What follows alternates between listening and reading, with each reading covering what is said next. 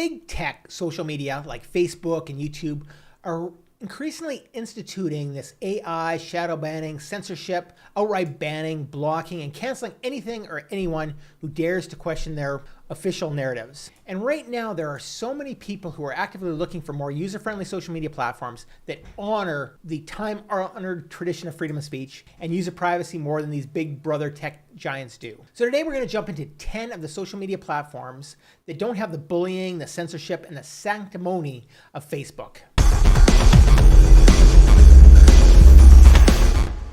Welcome back to Renegade News. I'm your host, Glenn Kowalski. Every week on this channel, we discuss how entrepreneurs and other freedom lovers just like you can build cancel culture and censor-proof businesses, create a bigger impact in their business in the world, and completely break free from the system.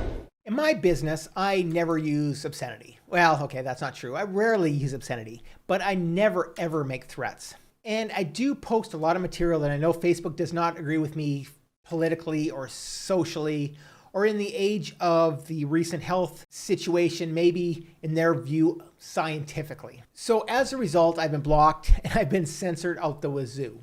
Facebook jail is starting to kind of feel like home for me, and I'm spending a lot of time there. And there's no use in complaining because as a private company, they aren't regulated by the First Amendment, and they have the right to really cancel anyone at any time, whatever reason they want to. Well, free markets don't really have a whole lot to do with real life today. That is more or less true. And the sad part is these big tech platforms and the mainstream media that supports them, they think that freedom of speech sites, the ones that I'm going to talk about, are extremists. But they aren't. They're the farthest thing from extremist. And back in April of 2022, Pew Research Center conducted an audit of the 7 most prominent social media sites that use freedom of speech that are alternatives to the big tech. There was BitChute, Gab, Getter, Parler, Rumble, Telegram, and True Social. Now, none of these alternative social media sites state a clear partisan or ideological orientation in their About page or in similar sections of their website. So they don't really talk about it being partisan at all. Only one site at all, True Social, explicitly describes itself as being nonpartisan, saying that on its homepage that it actually encourages an open, free, and honest global conversation without discriminating against political ideology. The other sites don't mention a political orientation at all in the sections of the website that they had actually looked at. So all hope in society is not lost. Clearly, we are starting to get alternatives to the censorship and the cancel culture that we've been living through. And all 7 of those sites identify them as havens of free speech and enemies of censorship. And in fact, each explicitly says that it supports free speech, and 4 of them, BitChute, Getter, Parler, and Rumble, specifically declare their opposition to censorship. 3 of those sites, Gab, Getter, and Parler, also identify themselves as being an alternative to big tech. And they all come across as expressing their support of freedom of speech, and some of those sites are criticizing cancel culture outright. Rumble, for example, advises readers that as a result of cancel culture, it supports diverse opinions, authentic expression, and the need for open dialogue, which is something we agree with a lot here. Similarly, Getter states that their site champions free speech, rejects cancel culture, and provides a platform for the marketplace of ideas. The 3 sites that explicitly identify themselves as alternative to big tech often criticize those larger sites for not adequately protecting free speech. Gab says that its intent is to be the home of free speech online and notes. They say that we believe users of social media and social networks should be able to control their social media experience on their own terms rather than the terms set down by big tech. Something that makes a whole lot of sense to us. Now, similarly, Getter invites users to be a part of history by joining the millions of Americans who are standing up to big tech and fighting for freedom of speech and independent thought. Gotta love that as well. So let's take a look at some of these other social media alternatives that are out there. The first one we'll look at is MeWe. And MeWe is very similar to Facebook, but it doesn't have the censorship and the privacy issues, and they market themselves as the anti-Facebook. MeWe believes in the freedom of speech and honors user privacy.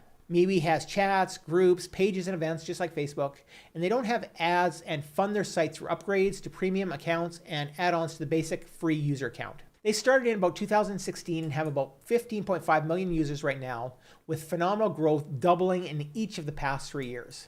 MeWe can be used via the website or through an Apple and Google app. Next, we have Gab, and Gab is like a combination of Facebook and YouTube. Now, their main social media portion is very similar to Facebook, and they have groups and they have chats just like that. But they also have included Gab TV, which is very similar to YouTube and includes channels and subscriptions of favorite content.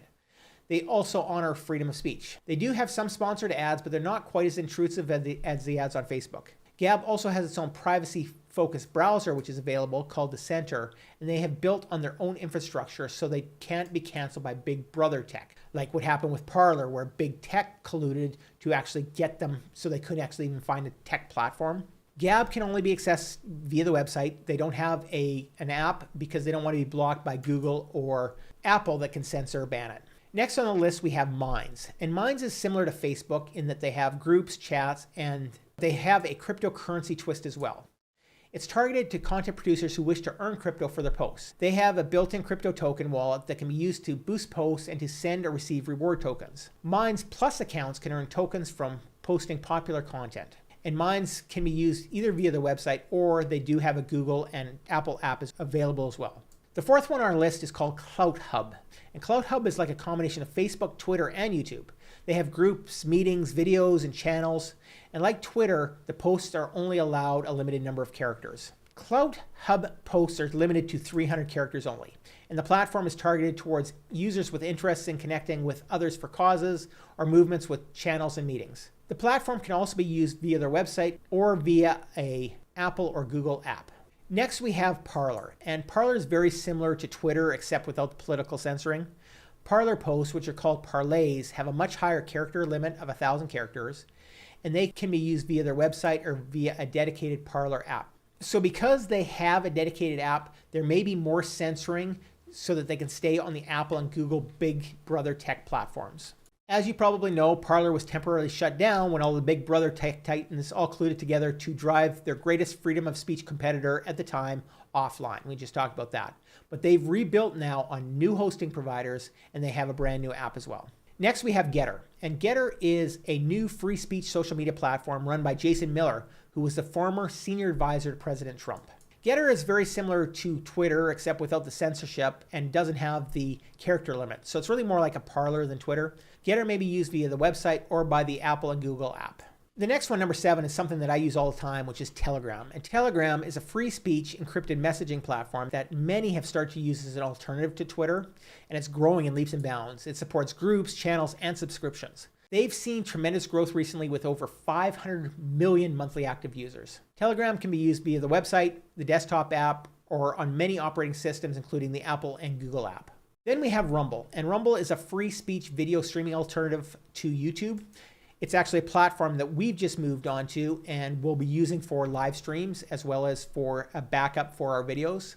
They support the live stream channels, they have subscriptions, and you can also monetize your videos over there. Even better, with Rumble, you can monetize videos that don't meet YouTube's new creator hurdles, making it much easier to actually monetize content that doesn't quite fit the narrative. Rumble can be used via their website, but they also have a Apple and Google app as well. And then finally on the list, we have BitChute, which is another free speech video streaming platform that's very similar to YouTube. It has a very similar interface. And it can be used to share videos without having to worry about the YouTube censorship, but in a platform that's very familiar to users. And there's a very wide range of content on there, and some of it, I have to admit, could be found objectionable by some.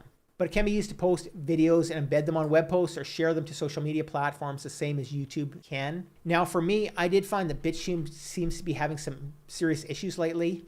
And the last time I went to try and use it, I couldn't get in. I couldn't even create new accounts on it. I haven't tried it for a little while, but their server was having issues or was full.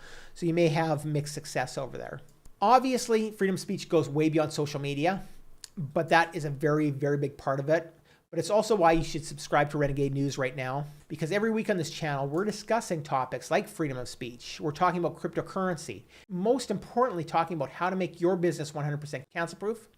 We also go live every week on Renegade News Live, and I'd love to have you join you over there. So check it out, subscribe so you can join us. And in the meantime, click on the video that you see on the screen right now, where we'll discuss another topic of interest to freedom lovers just like you. I'm Glenn Kowalski from Renegade News, and I'll see you over there.